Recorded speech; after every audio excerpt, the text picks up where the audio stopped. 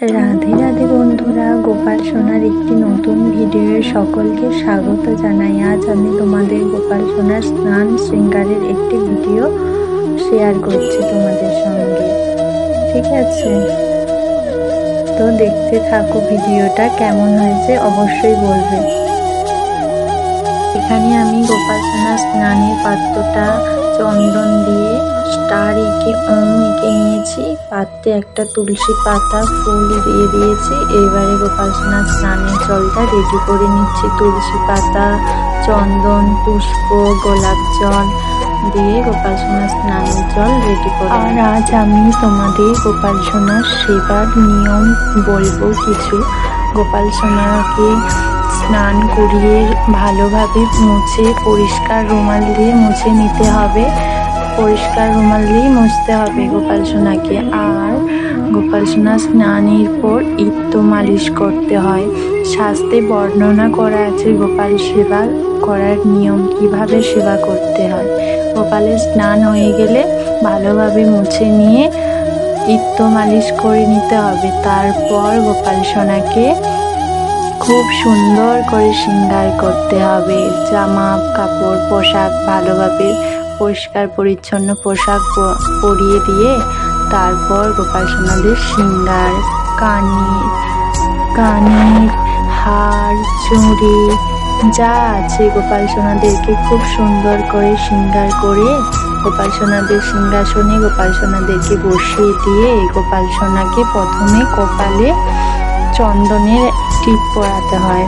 প্রথমে কপালে চন্দনের টিপ পরাতে হয়। তারপর আর চরণে হচ্ছে গোপাল সোনাকে শুধু চন্দন দিতে নেই, তুলসী পাতা সহযোগে গোপাল সোনার চরণে নিবেদন করতে হয়। তুলসী পাতার বোটা না থাকলে সেটা নিবেদন করা যায় না। তুলসী পাতার বোটা অবশ্যই থাকতে হবে, তা নইলে গোপাল সোনাকে নিবেদন করা যায় না। কিংবা ভগবানের যে কোনো বিগ্রহকে বলতে পারো। ভগবানের চরণে তুলসী পাতা নিবেদন করার সময় গোপালকে নিবেদন করলে এস চন্দন তুলসী পত্র গোপাল নমো নমঃ বলে গোপাল সোনার চরণে নিবেদন করতে হবে। কিংবা ভগবান শ্রীকৃষ্ণকে যদি নিবেদন করো তাহলে একই মন্ত্র, শুধু গোপালের জায়গায় কৃষ্ণ বলবে। ঠিক আছে। আর গোপাল সোনা কিন্তু চন্দন খুব পছন্দ করে, খুবই ভালোবাসে। আর যদি চন্দনের মধ্যে হচ্ছে কাস্তুরি থাকে, গোপাল সোনার খুব প্রিয়। কেশর চন্দন গোপাল সোনার খুব প্রিয়। কেশর চন্দন আর কেশর চন্দনের মধ্যে যদি একটু কাস্তুরি থাকে তাহলে তো গোপাল সোনা খুব খুশি। গোপাল সোনার কিছু সেবার নিয়ম আমি বললাম যতটুকু জানি। রাধা মাধবের সেবারও অনেক নিয়ম আছে। রাধা মাধবকে দিনে 5 বার ভোগ লাগাতে হয়, তার মধ্যে একবার অন্নভোগ নিবেদন করতে হয়। প্রত্যেক দিন অন্নভোগ নিবেদন করতে হয়। 2 বারের বেশি অন্নভোগ নিবেদন করা যায় না রাধা মাধবকে। যদি একদিনও অন্নভোগ নিবেদন করা না হয় তাহলে পাপ লাগে। শাস্ত্রে বর্ণনা করা আছে রাধা গোবিন্দের সেবার অনেক নিয়ম আছে। গোপাল সোনা ছোট, গোপাল সোনাকে তুমি যেমনভাবে সেবা দিলে গোপাল সোনা খুশি তাতে। কিন্তু রাধা মাধবের অনেক নিয়ম আছে, এগুলো মানতেই হবে একদম। রাধা মাধবকে একাদশীর দিনও অন্নভোগ নিবেদন করতেই হয়। ঠিক আছে, শাস্ত্রে বর্ণনা করা আছে। একাদশী হোক আর যাই হোক, একাদশী হলো মানুষদের জন্য, মানুষরা পুণ্য করে ভগবানের কাছে যাবে। ঠিক আছে, ভগবান কোথায় যাবে? ভগবান কোথাও যাবে না। সেই জন্য বলা হয় ভগবানকে প্রত্যেক দিন অন্নভোগ নিবেদন করতে হয়। ভগবানের মোট 5 বার ভোগ লাগে রাধা মাধবকে।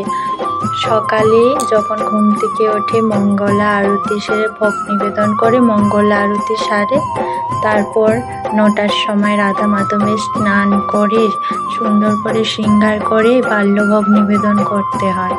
তারপর দুপুরে মধ্যাহ্নকালেই মধ্যাহ্ন ভোগ লাগাতে হয়, তা নইলে আবার রাধা মাধব গ্রহণ করে না।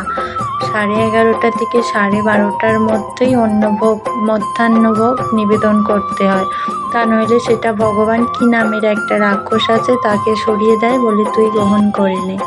ঠিক আছে, তারপর বিকালে গধূলি বেলায় ভগবানের সেবা লাগে একবার। ভগবান বিকালে গোচরণ করতে যায়, এসে গধূলি বেলায় ভগবানকে ভোগ লাগে রাধা মাধবকে।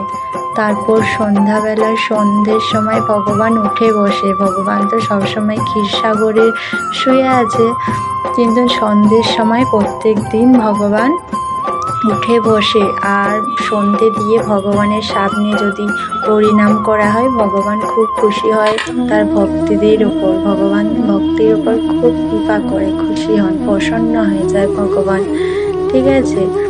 তারপর রাত্রিরে 8টা কিংবা 8:30টার মধ্যে ভগবানকে রাত্রির সেবা দিতে হয়। এটা হলো রাধা মাধবের সেবার নিয়ম। আর জল শঙ্খ আর শালিগ্রাম ভগবানকে তুলসী পাতা ছাড়া কখনো রাখাই যায় না। জল শঙ্খের মধ্যে তুলসী পাতা আর জল অবশ্যই রাখতে হয়। ভগবানের বাঁ দিকে জল শঙ্খ রাখতে হয়। শঙ্খের মুখটা ভগবানের দিকে ঘোরানো থাকে, যেটা দিয়ে জল ঢালা হয়, ভগবানকে স্নান করানো হয়, যেই দিক দিয়ে জলটা ঢালা হয় ওই দিকটা ভগবানের দিকে মুখটা থাকে, ঠিক আছে। আর ওটা বাঁ দিকেই থাকবে শঙ্খটা, তুলসী পাতা ছাড়া রাখা যায় না, এটা নিয়ম। যতটুকু জানি সেগুলো বললাম আমি, কিছু ভুল হলে ক্ষমা করো, ক্ষমা চেয়ে নিচ্ছি। আর এখানে দেখো আমার গোপাল সোনা চলে আসছে সিংহাসনে। তার আজকে পুষ্প দিয়ে খুব সুন্দর করে আমি সাজিয়ে দিয়েছি গোপাল সোনাদেরকে। এখন আমি চরণে তুলসী পাতা নিবেদন করছি গোপাল সোনাদের।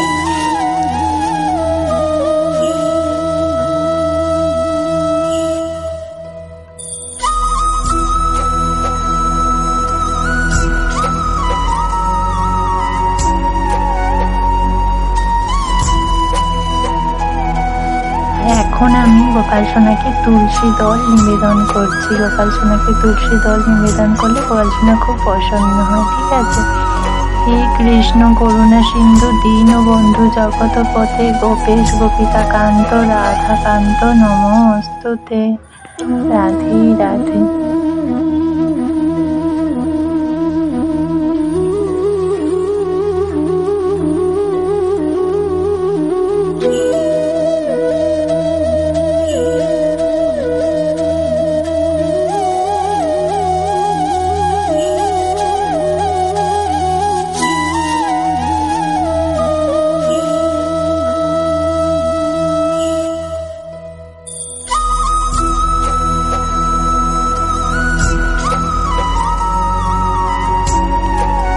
আর আমার গোপাল সোনার ভিডিও যদি ভালো লাগে অবশ্যই একটা লাইক এবং সাবস্ক্রাইব করে দেবেন বন্ধুরা।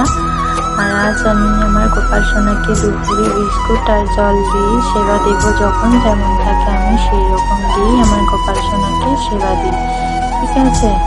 রাধে রাধে। দেখা হচ্ছে আবার পরের ভিডিও। আমার গোপাল সোনার ভিডিও দেখার জন্য সকলকে ধন্যবাদ।